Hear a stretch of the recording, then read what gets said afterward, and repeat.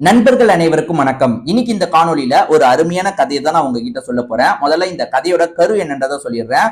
சூரஜ், அஞ்சலி அப்படின்ற மாதிரி ஒரு தம்பதி இருக்காங்க. சூரஜை பொறுத்த வரைக்கும் ஒரு வேலை பார்த்துக்கிட்டே அப்பாவுக்கு விவசாயத்துல ஹெல்ப் பண்றாரு. விவசாயத்தை நிறைய கடன் வாங்கி தான் பண்ணிருப்பாங்க.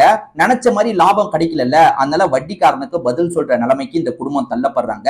அவன் ரொம்ப அசிங்கப்படுத்துறான். 30 நாள் தான் உங்களுக்கு டைம், அதுக்குள்ள காசை தரலனா இந்த வீட்டை நான் ஆக்கிரமிச்சிருவேன், இந்த வீட்டுல என்னோட ஆளுங்க எல்லாம் வந்துருவாங்க, பெரிய பிரச்சனை ஆயிடும் அப்படின்ற மாதிரி வார்னிங் தரான். இந்த குடும்பம் இந்த ப்ராப்ளத்தை எப்படி எதிர்கொண்டாங்கன்னு சொல்றதுதான் மீதி கதை. கண்டிப்பா இந்த கதை உங்க எல்லாருக்குமே பிடிக்கும்னு நம்புறேன். இதே மாதிரி நிறைய கதைகள் நம்ம சேனல்ல ஆல்ரெடி நம்ம போட்டிருக்கோம். அதெல்லாம் பார்க்கணும்னு நினைச்சீங்கன்னா நம்ம சேனலை சப்ஸ்கிரைப் பண்ணி வச்சுக்கோங்க. இந்த கதையை முழுசா கேட்கறதுக்கு முன்னாடி இந்த வீடியோக்கு ஒரு லைக் போடுங்க. அப்பதான் உங்களை மாதிரி பாக்குற நிறைய பேர்கிட்ட இந்த கதை கொண்டு போய் சேர்க்கப்படும். இப்ப இந்த கதைக்குள்ள நம்ம வந்துடலாம். கதையோட தொடக்கமே சூரஜ், அஞ்சலி அப்படின்ற ஒரு தம்பதியை தான் நமக்கு காட்டுறாங்க. இவங்க சந்தோஷமா ஒரு வாழ்க்கையை வாழ்ந்துட்டு இருக்காங்க. சூரஜை பொறுத்த வரைக்கும் ஓரளவுக்கு ஒரு வேலையை பார்த்துட்டு இருக்காரு. அதாவது ஆவரேஜா சம்பளம் வர மாதிரி ஒரு வேலையை பார்த்துட்டு இருக்காரு. இதை தாண்டி அப்பாவுக்கு விவசாயத்துல பயங்கரமா ஹெல்ப் பண்றாரு. அப்பாவை பொறுத்த வரைக்கும் விவசாயத்தெல்லாம் பார்த்துட்டு இருக்காருல, இவர் கூட மாட அப்பாவுக்கு ஹெல்ப் எல்லாம் பண்ணிட்டு இருப்பாரு. அப்பா நிறைய வட்டிக்கு காசு வாங்கி தான் இந்த விஷயத்த பண்றாரு. சூரஜுக்கு இதுல பெருசா விருப்பம் கிடையாது. அப்பா நீங்க முடிஞ்ச அளவுக்கு நார்மலா பண்ணுங்கப்பா, கொஞ்சம் கம்மியா பண்ணா கூட பரவாயில்லப்பா, இந்த வட்டிக்கு காசு வாங்குறதுலாம் எனக்கு சரியா படலன்ற மாதிரி சூரஜ் சொல்றாரு. ஆனா அப்பா அதை ஏத்துக்க மாட்டாரு. அப்பெல்லாம் இல்ல, இந்த வாட்டி விவசாயம் நல்லா வந்துரும், நம்ம வட்டி காசையும் அடைச்சிடலாம், அதை தாண்டி லாபமும் நிறைய கிடைக்கும், வேற ஒரு இடத்த வாங்கி போடலான்ற மாதிரிலாம் அப்பா பேசும்போது அப்பாவோட நம்பிக்கையை சூரஜுக்கு எடுக்க விரும்பல. சரி ஓகேப்பா அப்படின்ற மாதிரிலாம் ஏத்திருப்பாரு. ஆனா பிரச்சனை என்னன்னு பாத்தீங்கன்னா, கடைசி நேரத்துல மழை பயங்கரமா பெஞ்சு அந்த சாகுபடி டைம்லாம் பெருசா எதுவுமே கிடைக்க மாட்டேங்குது.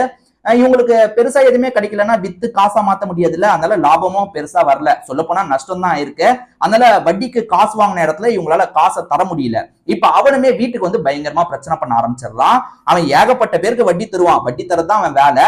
இப்ப வட்டிக்கு காசு தந்து அந்த காசை திரும்பி தரலன்னா அவங்க இடத்த போடுங்கிற வேலையெல்லாம் இவன் பண்றவன். இவனுமே ஆளுங்களை கூட்டிட்டு பெரிய பிரச்சனை பண்றான். காசை வாங்குனீங்களா, எப்ப காசை தருவீங்கன்னு கேட்கும் போது சூரஜோட அப்பாக்கு ரொம்ப அவமானமா இருக்கு. ஐயோ எப்படி நம்ம பதில் சொல்றதுன்ற மாதிரிலாம் தயங்கிட்டு இருக்கும் போது சூரஜ் என்ன சொல்றாருன்னா, சீக்கிரமே என்னோட அப்பா காசை தந்துருவாரு, நாங்க எப்படியாவது காசை தந்துடுறோம் அப்படின்ற மாதிரிலாம் பேசுறாரு. காசை தருவீங்கன்னா எப்ப தருவீங்க, இப்பதான் அந்த விவசாயத்துல லாபமே இல்லைன்றது தெரிஞ்சிருச்சு, என்ன பண்ணுவீங்க, எனக்கு 30 நாளுக்குள்ள காசு வரணும், அப்படி காசு வரலன்னா இந்த வீட்டையும் புடிங்கிருவேன், அந்த இடத்தையும் புடிங்கிருவேன் அப்படின்ற மாதிரி வார்னிங் எல்லாம் கொடுத்துட்டு போயிடுறான். இப்ப சூரஜுக்கு என்ன பண்றதுன்னு தெரியல. அப்பா வேணான்னு சொன்னேப்பா, ஏன்பா இப்படி பண்ணீங்கன்ற மாதிரி கேட்கிறாரு. சூரஜ் ஒரு வேலை பார்த்துட்டு இருக்காருல, அதுல பெருசாலாம் காசு கிடைக்காது, இந்த கடன் அடைக்கிற அளவுக்கு எல்லாம் காசு கிடைக்காது. 30 நாள் தான் வேற டைம்ல சூரஜுக்கு என்ன பண்றதுன்னு தெரியல. அஞ்சலியை பொறுத்த வரைக்கும் நம்ம ஹஸ்பண்டுக்கு, அதாவது நம்ம ஃபேமிலிக்கு நம்ம மாரலா சப்போர்ட் பண்ணணும்னு நினைக்கிறாங்க. அஞ்சலி ஓரளவுக்கு படிச்சவங்க. ஹஸ்பண்ட் நீ வேலைக்கு எல்லாம் போக தேவையில்ல, நீ வீட்டை பார்த்துக்கோன்ற மாதிரி சொல்லியிருப்பாரு. இப்ப நம்ம வேலைக்கு போனா என்னன்ற மாதிரி அஞ்சலி யோசிக்க ஆரம்பிக்கிறாங்க. சூரஜ் கிட்ட கேட்கறாங்க, நான் வேணா வேலைக்கு போவான்னும் போது இல்ல எப்படியாவது மேனேஜ் பண்ணிக்கலான்ற மாதிரி சூரஜ் சொல்றாரு. இவங்களுமே மாமனார் கிட்ட கேட்கறாங்க. அதாவது மாமனார் கிட்ட, மாமா நான் வேலைக்கு போலான் இருக்கேன், என் ஹஸ்பண்ட கூட நான் சமாளிச்சிருவேன், நான் போலாமா அப்படின்னு கேட்கும் போது மாமனாருக்கு அதுல சுத்தமா விருப்பமே கிடையாது. அதாவது இந்த நம்ம குடும்பத்துல லேடிஸுங்கெல்லாம் வெளியே போகணுன்ற அவசியம் கிடையாதுமா, நீ எதுக்காக வெளியே போய் வேலை பார்க்கணும், அதெல்லாம் ஒன்னும் தேவையில்லைன்ற மாதிரி சொல்லிடுறாரு. அவர் கொஞ்சம் ஆணாதிக்கம் மிக்கவரா இருப்பாரு. ஹஸ்பண்ட் கூட நீ விருப்பப்பட்டா போன்ற மாதிரி தான் சொல்லியிருப்பாரு. இப்ப அந்த அளவுக்கு சிச்சுவேஷன் வரல, நம்ம பாத்துக்கலாம்னு சொல்லியிருப்பாரு. ஆனா மாமனாரை பொறுத்த வரைக்கும் லேடிஸ் எல்லாம் வெளியே போக கூடாது, எதுக்கு வேலை பார்க்கணும்னு நினைக்கிற கேரக்டரா இருக்காரு. என்ன இப்படி இருக்காரு அப்படின்ற மாதிரி அஞ்சலி யோசிக்கிறாங்க. அஞ்சலி வீட்டுல இருந்து ஏதாவது பண்ணலாமான்ற மாதிரிலாம் யோசிக்க ஆரம்பிக்கிறாங்க. உதாரணத்துக்கு இந்த ஊர்கா அந்த மாதிரிலாம் ரெடி பண்ணி வித்தா என்னன்னு யோசிக்கும் போது ஹஸ்பண்ட் கிட்ட அந்த ஐடியாவை பத்தி சொல்லும் போது ஹஸ்பண்டுமே ட்ரை பண்ணி பாரு, நீ ஏதாவது பண்ணணும்னு நினைக்கிறேன்னா பண்ணு, அதுக்கு வேணா நான் சப்போர்ட் பண்றேன்னும் போது கொஞ்சோண்டு இன்வெஸ்ட்மெண்ட் இருந்தா போதுங்க, ரொம்ப இன்வெஸ்ட்மெண்ட் எல்லாம் தேவையில்லை. நான் என்னோட அம்மா வீட்டுல இருக்கும் போது பக்கத்துல ஒரு பாட்டி இருந்தாங்க, அவங்க சின்ன லெவல்ல பண்ணாங்க, அதாவது அவங்களோட ஊர்கா டேஸ்ட் நல்லா இருக்குன்ற மாதிரி லோக்கல்ல இருக்க ஷாப்பை சேர்ந்தவங்க டக்குன்னு வாங்கிப்பாங்க, நல்லாவே அவங்களுக்கு ஓரளவுக்கு லாபம் கிடைச்சது, பண்ணா நல்லா இருக்கும்னு நினைக்கிறேன்னும் போது சரி ட்ரை பண்ணி பாருன்ற மாதிரி சூரஜ் இருக்காருல்ல, இவங்களுக்கு தேவையான காசெல்லாம் கொஞ்சம் தந்துடுறாரு. அதாவது ஸ்டார்டிங் வேலை எல்லாம் பண்றதுக்கு கொஞ்சம் காசு தேவையில்ல, இவங்களுமே பண்றாங்க. இவங்க என்ன நினைக்கிறாங்கன்னா, நம்மள மாதிரியே வீட்லயே நிறைய லேடிஸ் இருக்காங்கல்ல, அவங்களெல்லாம் சேர்த்துக்கிட்டா என்ன நினைக்கிறாங்க, இவங்க வீட்லயே இருக்கிறதுனால அக்கம் பக்கத்துல இருக்கவங்க கிட்ட கொஞ்சம் பழகி இருப்பாங்க, அந்த மாதிரி லேடிஸுங்களெல்லாம் கூட சேர்த்துக்கிட்டா இன்னும் கொஞ்சம் நிறைய ரெடி பண்ணலாம், கொஞ்சம் லாபமும் கிடைக்கும்ல அப்படின்ற மாதிரி யோசிக்கிறாங்க. என்ன பண்றாங்கன்னா, இந்த மாதிரி நான் பண்ணலான் இருக்கேன், நீங்க முதல்ல கொஞ்சம் சம்பளம்லாம் வாங்காம வேலை பாருங்க, நான் அதுக்கப்புறம் சம்பளத்தெல்லாம் உங்களுக்கு தந்துடுறேன், கொஞ்சம் விற்க நான் உங்களுக்கு சம்பளத்தை தந்துடுறேன். நிறைய லேடிஸுங்க கிட்ட பேசும்போது அவங்க என்ன யோசிக்கிறாங்கன்னா, சும்மா இருக்கும், சரி நம்ம கொஞ்சம் போய் மாறலாம், சப்போர்ட் பண்ணலாம், ஒரு 3 மணி நேரம் 4 மணி மணி நேரம் அந்த ஊர்கா ரெடி பண்றது, பேக்கிங் பண்றதெல்லாம் ஹெல்ப் பண்ணலான்ற மாதிரி வராங்க. இது மூலியமா இந்த அஞ்சலி இருக்காங்கல்ல ஒரு விஷயத்தை உருவாக்குறாங்க. இதுல மாமனாருக்கு பெருசா விருப்பம் கிடையாது. ஏன்னா வந்து மருமக வேலை பார்த்து தான் நம்மளை காப்பாத்தணுமா, இந்த கடனை அடைக்கணுமான்ற மாதிரி அவருக்கு ஒரு ஈகோ ப்ராப்ளம் இருக்கு. ஆனா சூரஜை பொறுத்த வரைக்கும் ஒய்ஃபுக்கு முழு சப்போர்ட் பண்ணிட்டு இருக்காரு. இது எல்லாம் போயிட்டு இருக்கும் போது திரும்பி அந்த வட்டிக்கு தரவன் வீட்டுக்கு வந்து பிரச்சனை பண்றான். அது என்னன்னா வந்து எப்ப காசு தருவீங்கன்ற மாதிரி பிரச்சனை பண்றதுக்காக வந்துடுறான். இந்த வட்டி பிரச்சனை பண்ணவன் கொஞ்சம் தப்பு தப்பா வீட்டுல இருக்கவங்கள பேசிடுறான். அதாவது அப்பாவை மரியாதை இல்லாம பேசுறான், சூரஜ மரியாதை இல்லாம பேசுறான். இதெல்லாம் கேட்கிற ஒய்ஃப் அஞ்சலிக்கு கோவம் வந்துருது. இந்த மாதிரிலாம் பேசாத, இந்த மாதிரிலாம் பேசினா கம்ப்ளைண்ட் பண்ணுவோம், அதாவது நீ வந்து மிரட்டுறன்ற மாதிரி கம்ப்ளைண்ட் பண்ணுவேன்னு சொன்னோன்னே அவன் கடுப்பாயிடுறான். அஞ்சலி மேல பயங்கரமா கடுப்பாயி அஞ்சலியை திட்டுற மாதிரிலாம் பேசிட்டு இருக்கான். இங்க பாட்டில் எல்லாம் கொஞ்சம் ரெடி பண்ணி வச்சிருக்காங்கல்ல, ஆளுங்க என்ன பண்றாங்கன்னா அந்த பாட்டில் எல்லாம் கொஞ்சம் அடிச்சு உடைச்சிட்டு இருக்காங்க. ஏன் இப்படி பண்ணிட்டு இருக்கீங்க, நிறுத்துங்க நிறுத்துங்கன்ற மாதிரி சூரஜ் தடுக்கிறதுக்காக வராரு. சூரஜுக்கு கொஞ்சம் அடியும் விழுந்துருது. அந்த வட்டிக்காரன் நீங்க யார்கிட்டனாலும் போங்க, யாராலையும் என்ன எதுவுமே பண்ண முடியாதுன்ற மாதிரி மிரட்டிட்டு அங்க இருந்து கிளம்பி போயிடுறான். என்ன நம்ம கஷ்டப்பட்டு ரெடி பண்ண பாட்டில் எல்லாம் இப்படி உடச்சிட்டானே அப்படின்ற மாதிரி ஒய்ஃப் ரொம்ப ஃபீல் பண்றாங்க. சூரஜை பொறுத்த வரைக்கும் நம்ம எப்படியாவது மேனேஜ் பண்ணிக்கலாம் அப்படின்ற மாதிரிலாம் ஒய்ஃபுக்கு தைரியத்தை கொடுத்துட்டு இருக்காரு. ஏற்கனவே நிறைய பாட்டில் எல்லாம் ரெடி பண்ணிருக்காங்கல்ல, நம்ம முதல்ல லோக்கல் ஷாப்ல தரலான்ற மாதிரி தரதுக்கு ட்ரை பண்றாங்க. அவங்க எல்லாருமே வந்து ரொம்ப கம்மி காசுக்கு கேட்கறாங்க. எங்களுக்கு வந்து மொத்தமா வாங்கும் போது ரொம்ப கம்மியா கிடைக்குது, நீங்க இவ்வளவு சொன்னா எப்படி வாங்க முடியும்ன்ற மாதிரி பெருசா இவங்களுக்கு மூவ்மெண்டே இல்லாம இருக்கு. நம்ம நல்லா குவாலிட்டியா பண்றோம். இப்ப பெரிய பெரிய பிராண்டா இருந்தாலுமே அவங்க மொத்தமா பண்ணுவாங்க, இவ்வளவு குவாலிட்டி இருக்குமான்னு தெரியாது, அந்த குவாலிட்டியை புரிஞ்சுக்க மாட்டாங்களே அப்படின்ற மாதிரி இவங்களுக்கு கஷ்டமா இருக்கு. அஞ்சலியை பொறுத்த வரைக்கும் நம்ம நல்லா தரமானமா தான் பண்றோம், டேஸ்ட் பண்ணி பார்த்தா தானே தெரியும்ன்ற மாதிரிலாம் யோசிக்கிறாங்க. பெருசா மூவ்மெண்டே இல்ல. ஹஸ்பண்டை பொறுத்த வரைக்கும் விடு, இதுக்கெல்லாம் கவலைப்படாத, வேற ஏதாவது பண்ணலாம் அப்படின்ற மாதிரிலாம் சொல்றாரு. ஆனா இவங்க எப்படியாவது இந்த பிசினஸை சக்சஸ் பண்ணும் அப்படின்ற மாதிரி யோசிக்கிறாங்க. இப்ப எல்லாருமே சோசியல் மீடியா மூலியமா தானே வந்து எல்லாத்தையும் கொண்டு போறாங்க. அந்த மாதிரி நம்ம ட்ரை பண்ணா என்ன, அதாவது வந்து நம்ம வந்து நல்லா விளம்பரம் பண்ணலாம், நாங்க இந்த மாதிரி தரமா ரெடி பண்றோம், இதனால தான் இவ்வளவு காசு, கண்டிப்பா நீங்க டேஸ்ட் பண்ணீங்கன்னா உங்களுக்கு பிடிக்கும்ன்ற மாதிரி நம்ம ப்ரொமோட் பண்ணலான்ற மாதிரி இவங்களுமே சோசியல் மீடியா மூலியமா ப்ரொமோட் பண்றாங்க. முதல்ல ஆர்டர் வருமா வராதான்ற மாதிரி எல்லாருமே யோசிச்சுட்டு இருக்கும் போது ஒரு ஆர்டர் வருது.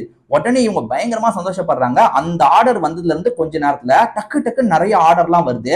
இப்ப ஆர்டரை யூஸ் பண்ணி வாங்குறாங்கல்ல, அப்படி வாங்கினவங்க டேஸ்ட் பண்ணி அவங்களுக்கு பிடிச்சிருது போல திரும்பி ஏற்கனவே ஆர்டர் பண்ணவங்க கிட்ட இருந்து ஆர்டர் வந்தோன்னா இவங்களுக்கு சந்தோஷமா இருக்கு, கரெக்டா ஒர்க் அவுட் ஆகுதுன்ட்டு. அதே மாதிரி நிறைய பேர் வந்து சாப்பிட்டு பார்த்துட்டு இது சூப்பரா இருக்கு சூப்பரா இருக்குன்ற மாதிரி ரிவ்யூ எல்லாம் போட ஆரம்பிக்கிறாங்க. அது இவங்களுக்கு இன்னும் பாசிட்டிவா மாறுது. நிறைய பேர் வாங்குறாங்க, பல்கா லோக்கல் ஷாப்ல இருக்கவங்களே பல்கா கேட்டு வாங்குறாங்க.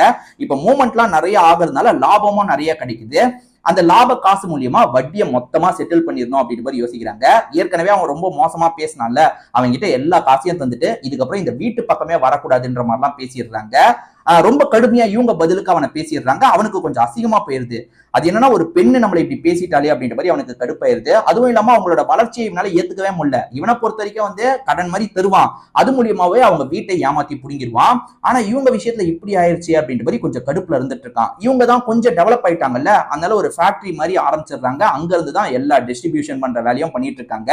இவங்க பேங்க்ல லோன் எல்லாம் ஏற்பாடு பண்ணி கொஞ்சம் பெரிய லெவல்லயே பண்ண ஆரம்பிச்சிட்டாங்க. அவனால அதை ஏத்துக்க முடியல. என்னடா இவங்க நம்ம காசை தந்துட்டாங்க, நம்மளை அசிங்கப்படுத்துற மாதிரி பண்ணிட்டாங்களே அப்படின்ற மாதிரிலாம் யோசிக்கிறான். இவனுக்கு ஆளுங்க இருக்காங்க பாத்தீங்களா, அந்த ஆளுங்க மூலியமா அந்த இடத்துல வந்து தீய பத்த வச்சிருங்க, அந்த ஃபேக்டரி எரியணும்ன்ற மாதிரி சொல்லிடுறான். இப்ப ஆளுங்க என்ன பண்றாங்கன்னா அதுக்கான வேலையெல்லாம் பண்ணிடுறாங்க. இப்ப நிறைய லாஸ் ஏற்பட்டுருது. அது எல்லாம் இடமும் எரிஞ்சிருச்சுல, அதனால இவங்களோட ப்ராடக்ட் எல்லாமே வேஸ்டா போயிருது, ரொம்ப லாஸ் ஏற்பட்டுருது. இதுக்கு பின்னாடி அவன் தான் இருக்கான்றது வந்து ஒரு ஸ்டேஜ்ல அஞ்சலிக்கு தெரிய வந்துருது. அஞ்சலியுமே இந்த விஷயத்தை விடக்கூடாது, இதை வந்து பெரிய விஷயமா மாத்தணும். ஏன்னா வந்து கம்ப்ளைண்ட் போனா இவன் வந்து எல்லாரையும் சரி கட்டிடுவான். அதனால இதை வந்து மக்கள் கிட்டயே நம்ம சொல்லலான்ற மாதிரி யோசிக்க ஆரம்பிக்கிறாங்க. சோசியல் மீடியால இதை வீடியோவா போடுறாங்க.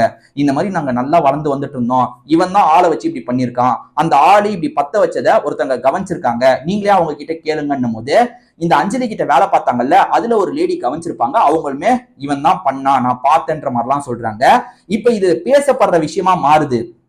அஞ்சலிக்கு வந்து ஜஸ்டிஸ் கிடைக்கணும் அப்படின்ற மாதிரி நிறைய பேர் போஸ்ட் எல்லாம் போட ஆரம்பிக்கிறாங்க. இதனால அதிகாரிகளுக்கு பிரஷர் வர ஆரம்பிக்குது. அதிகாரிகள் வந்து என்ன ஏதுன்னு விசாரிக்கும் போது இவன் தான் இந்த விஷயத்த பண்ணிருக்கான்றது ஆதாரப்பூர்வமா நிரூபிக்கப்பட்டிருது. சோ இவனை வந்து லாக் பண்ணுன்ற மாதிரி லாக் பண்ணிட்டாரு.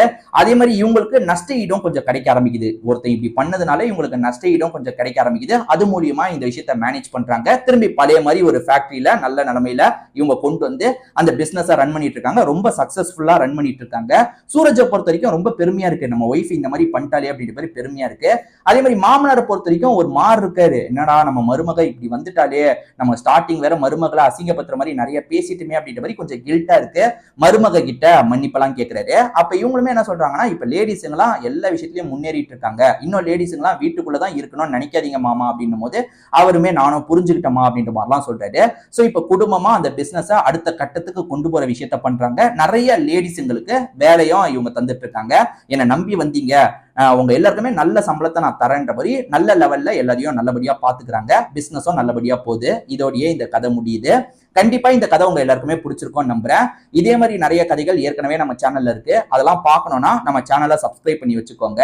அதே மாதிரி இந்த வீடியோ உங்களுக்கு பிடிச்சிருந்ததுன்னா கண்டிப்பா இந்த வீடியோக்கு ஒரு லைக் போடுங்க. அப்பதான் உங்களை மாதிரி பாக்குற நிறைய பேர்கிட்ட இந்த காணொலி கொண்டு போய் சேர்க்கப்படும். திரும்பி வேற ஒரு காணொலி மூலியமா உங்களை வந்து பாக்குறேன். அது வரைக்கும் உங்ககிட்ட இருந்து விடைபெறேன். நன்றி, வணக்கம்.